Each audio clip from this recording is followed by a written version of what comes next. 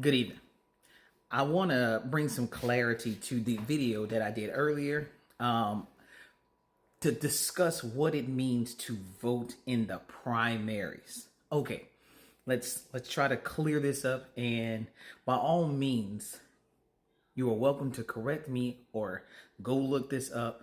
But when you vote in the primaries, whether you are Republican or Democrat, you may have multiple Democrats that are running, and you may have multiple Republicans that are running. They are part of the Democratic Party and the Republican Party. What they do in the primaries is they decide if I have four Democrats running and I have four Republicans running, in our Democratic group, we're going to pick which one of those individuals the entire Democratic Party prefers. Same with the Republican Party, the entire party that it prefers. When you go non-party affiliated, you cannot vote like in Florida, which is a closed primary state, meaning because I am non-party affiliated, I am not eligible to vote because I am not a registered Democrat or a registered Republican. So I cannot vote in their primary because I am not choosing that specific candidate to be my voice.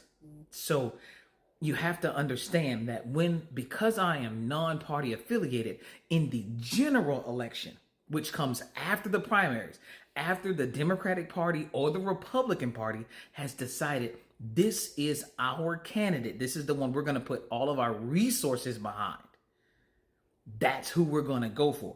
So clearing up, an individual asked me, hey, it's really important to vote in the primaries only if you are trying to decide which of your party members you want to represent so you don't split the vote and muddle the waters.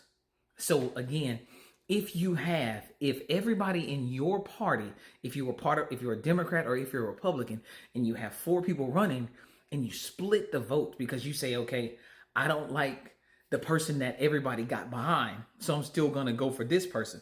That's why you see so many people drop out of the race, because they want their party to win overall. So they'll drop out of these races.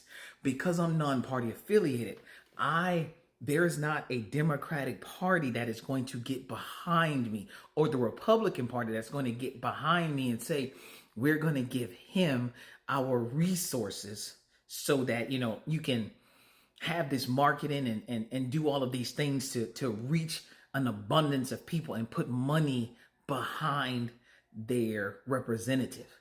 So when I ask you to vote or to register as a non-party affiliated, I'm also asking you to remove yourself from voting in the primaries, which is simply means that you're not going to be eligible to vote for a Democratic nominee or a Republican nominee. You won't be eligible to vote for them because you're not registered in their party groups.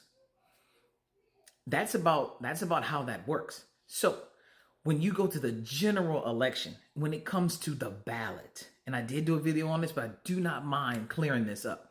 Right now, I am what would be considered an independent candidate.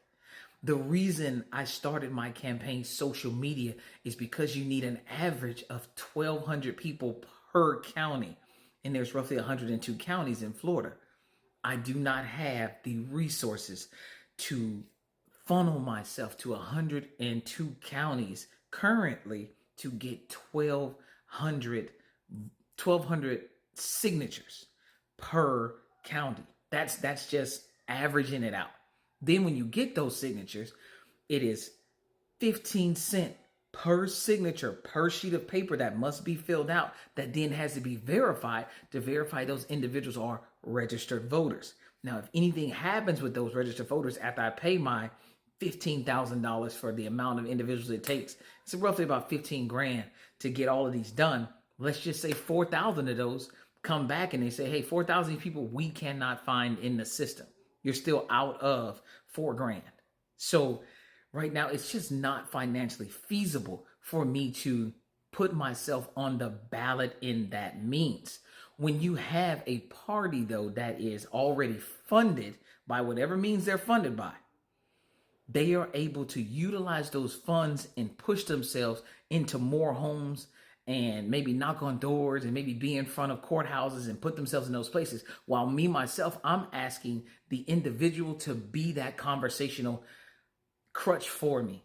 Go and talk to your neighbor and tell them that, hey, Rodney C. Glover, middle name is Christopher, but Rodney Christopher Glover is the candidate that I want to back, because right now he's running on giving us legislative authority. Well, what does that mean? That just simply means that when bills and things come across the state of Florida's House, and there will be rules in place that say, hey, if this is going to affect 60% of Floridians, then Floridians are going to have to vote on if they want that or not.